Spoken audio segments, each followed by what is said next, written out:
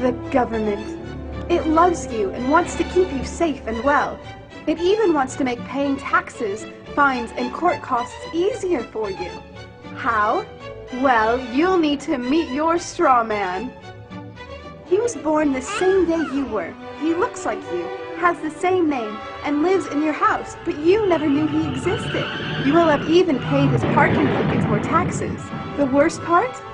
He's been dead from day one. From every birth certificate, a legal personality, or legal fiction, is created with the same name to confuse little old you into thinking it's you. So, there's a human you and a paper you, or as it's commonly known, a straw man. So when it seems like government officials, court clerks, or the police are speaking English, they aren't. They're speaking legalese, designed to make you agree to verbal and written contracts without even knowing about it, all spun from Black's Law Dictionary. For example, when the police say, "Do you understand?" you'll say, "Yes." What they are really saying is, "Do you stand under our authority?" Oops-a-daisy, you just created a verbal contract with them. Oh, you clever government.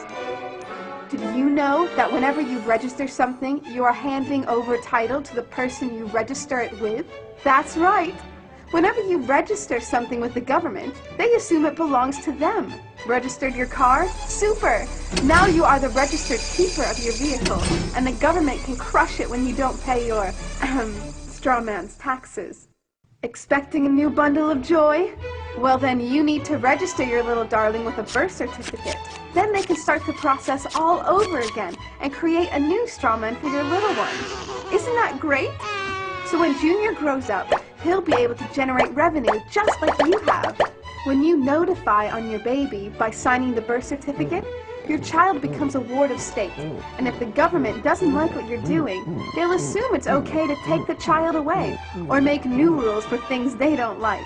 Not enough school? Smacking your child? Shouting too loudly? Then it's off to social services for the little one. When you get a bill, it's sent to you, but belongs to your straw man, not you. That's why bills, fines, and summons start with Mr., Mrs., or Ms. Sometimes you'll see your surname in capitals, just like on a gravestone.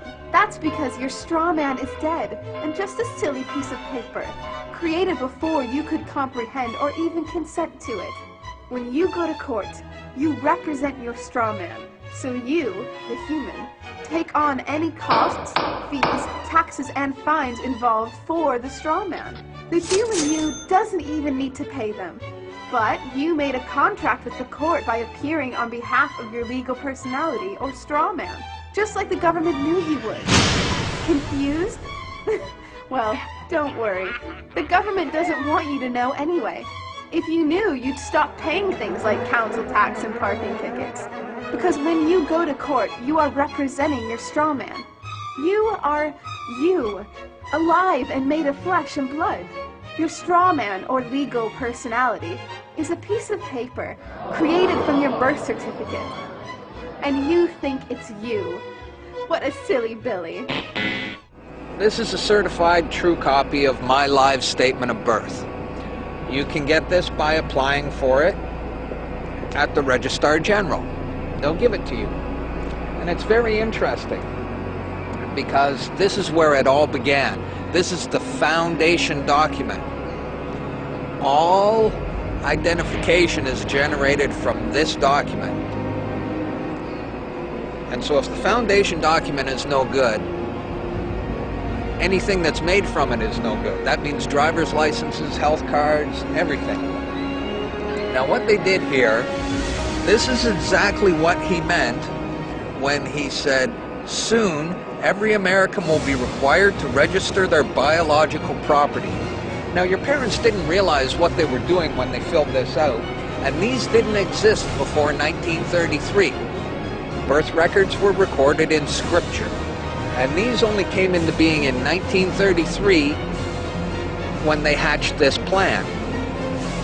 They created a corporate fiction with a name just like yours. In doing this, they registered and monetized the spirit and soul of a living being. This denotes ownership. And when your parents were tricked into filling this out, they allowed your spirit and your soul to be monetized. And futures were sold on you. Spirit and soul. Now, this is my birth certificate. This is actually a share. See this red number? This A, I'm born in Canada, this is a Class A share. Now, this is called a CUSP number.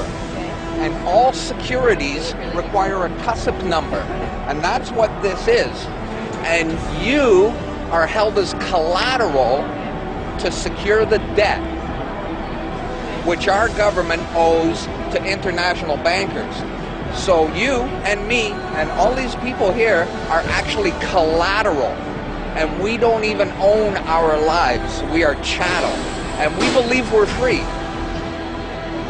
I made an application to the Registrar General and I got my original social insurance application. Now before they sent it to me, they put a little piece of paper over this before they photocopied it. Because my friend has his and they didn't block this out, and when you hold it up, you see Bank of Canada. It is said that the best slaves are the ones who don't know that they're enslaved. And we all have invisible chains on us and we don't know it. What truth?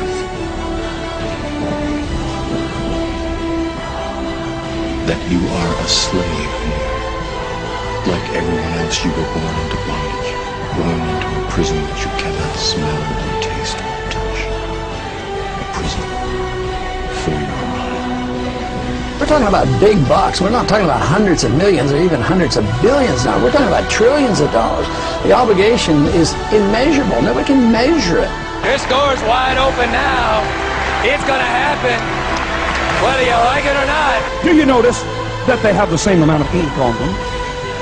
Do you notice that they're made out of the same virtually worthless stuff? It's paper. Did you get it? It's paper. When we create money, we have created an instrument of value that has no value of its own.